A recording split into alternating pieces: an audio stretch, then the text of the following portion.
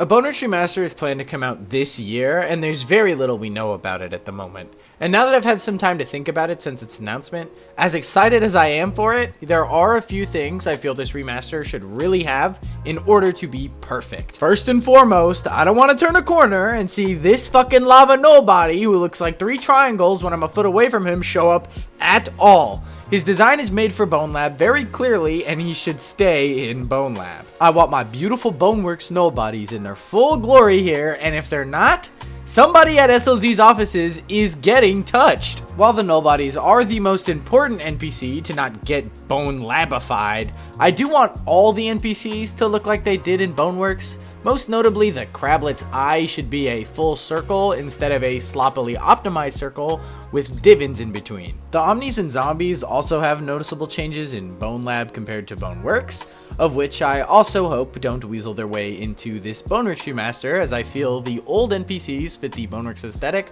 a lot better. Second off, since we're using Marrow 2 now, which includes the rig, I hope SLZ intends on nerfing the player's jump height and strength, as they don't really work right in Boneworks. This is something you can clearly see in this puzzle on the map Streets, where you usually need a box to get up to this rope here if you're not super jumping, but if we switch over to Labworks and use the Bone Lab rig, you can kind of just jump up to the rope, no extra steps required, completely allowing you to avoid getting this box altogether. Now regarding the strength nerf, it is debatable as it doesn't necessarily ruin any parts of the game like the jump height does, but I'd argue that the game does feel intently designed around this weaker player rig, but ultimately I do understand how that could be argued as a preference. Now, onto the third thing. This time, I'm hoping something from Bone Lab actually gets brought back to Boneworks, and that's the Collectibles system. For those who don't know how Boneworks handles collectibles, in Boneworks, the Collectibles system worked by having this reclamation bin,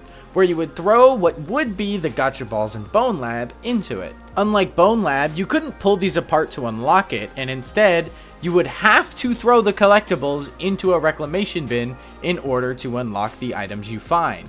These reclamation bins were typically placed near the end of a level, so you would have to bring the collectibles from wherever you found them in the level all the way to the end of it. Keep in mind, for most players, each of these levels on a first playthrough took about an hour to get through each, so having a player keeping a collectible on them for an entire hour could be seen as a pretty unwieldy thing to do. Now there's a couple of ways this can get handled and changed, and I hope it is handled with care, as a lot of people like the Boneworks collectible system with the reclamation bin, as it forces the player to be cautious about what they're carrying on them, as keeping every gun they find in their inventory will result in players losing out on collectibles. But if they go for collectibles, then they're losing out on using fun weapons in the moment. I think SLZ could go one of two ways. Both I think work great, but in my opinion, one of them does work a little bit better. The first solution is to just bring in the Bone Lab system where you simply pull the collectible apart and it's instantly unlocked. This would get rid of the need to carefully decide what's in your inventory, which could be argued as a good or bad thing.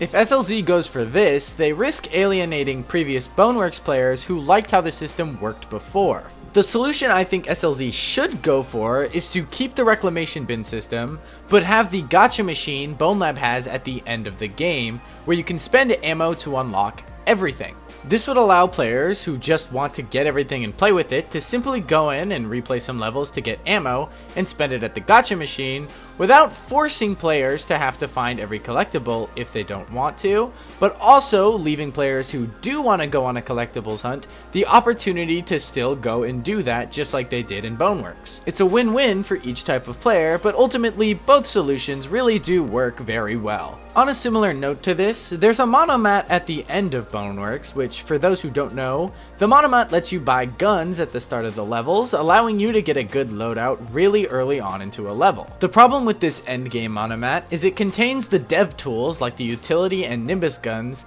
and they cost a really large amount of ammo. The problem with this is it forces the player to find a very tedious amount of ammo and play most of the game without shooting at all. This has a very similar tedium problem that the regular collectibles do in Boneworks, and it needs to be reworked, which I presume it will, considering SLZ clearly agreed and changed this system when Bone Lab came out. There's a couple of solutions for this monomat as well, but personally, I feel like you should just be granted these items upon reaching the credits, similar to how Bone Lab lets you unlock these items in basically 2 seconds after you beat the game. Now, onto our fourth need. We desperately need at least one new scene or area of some kind. This can be a full level, an arena, a sandbox. It just needs to be something, and it needs to be something new. They have confirmed that this Boneworks Remaster will include changes to lots of the levels, but ultimately, they will likely be very similar generally, so having at least one completely new area to see for people who have already played Boneworks would be a really nice addition, and one that would really go a long way. Fifth item on this list is mod support. This game absolutely has to have it, and with it being made with Marrow 2, apparently it should be a fairly simple addition as far as I'm aware. Don't take that as fact. I don't work at SLZ, I don't know, but based on the wording we've seen, I'm under the impression that it should sort of come with Marrow 2 sort of built in some kind of way. Part of why Boneworks stayed alive for so long was because of all the mods that released for it. So if we had actual mod support like we do with Bone Lab, it might just be big enough for the whole Bone Lab modding community to switch over to Boneworks as the new home for everything, since it has much better base content when compared to Bone Lab. It also may just get a lot more eyes on Boneworks, as instead of modding what is, and I say this with love, an objectively bad game being Bone Lab to be good, we'd be modding a good game to be even better. I'd imagine that idea would get a lot more people interested in the SLZ community, as even if you're somebody with no access to mods, you're having a great time too.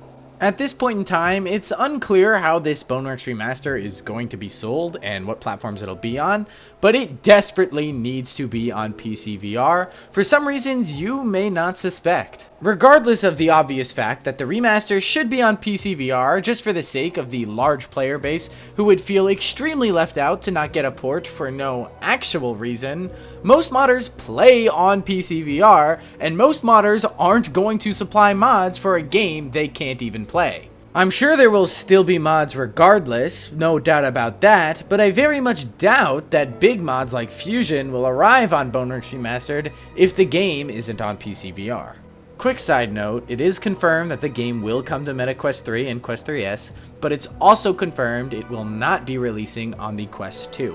And I know that sucks for a lot of you Quest 2 players, but I hope you understand that it really is the best choice, as the game likely won't run very well on a Quest 2, if at all, and supporting the platform would be holding everyone back.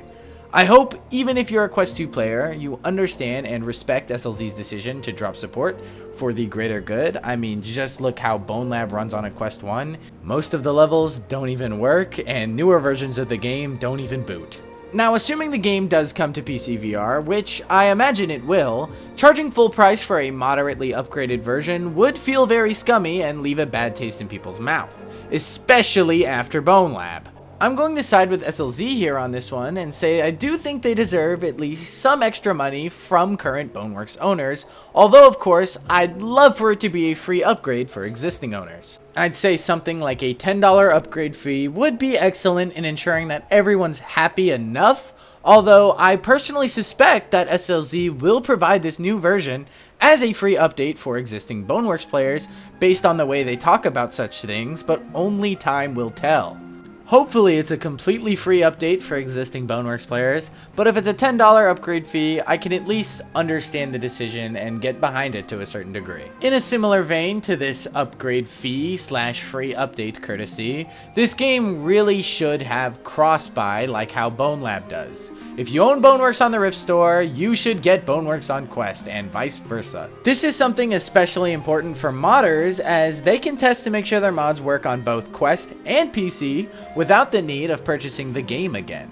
It's a wonderful thing they have for Bone Lab that will probably return, since SLZ typically handles things of this nature really well. And for the final thing this game needs to be absolutely perfect, it needs to launch fully polished. Bone Lab notoriously launched with a bunch of glitches and issues, so hopefully this time around SLZ gets it right and makes sure the game is polished before releasing it. And those are the 10 things sort of 10 things that Boneworks Remastered needs in order to really be a perfect product, which I really hope it is, because after Bone Lab, I really need to see some more hope from SLZ. If you enjoyed this video, be sure to check out my last one where I go over some canceled Boneworks projects. It's pretty interesting and shows some things that unfortunately never saw the light of day. You can get 10% off literally anything on the Quest store, and that includes Boneworks Remaster or Port or whatever the hell they call it when it comes out. All you gotta do is click the link in the description and follow the instructions. It's really easy. Thank you so much for watching, and I'll see you in the Voidway, gamers.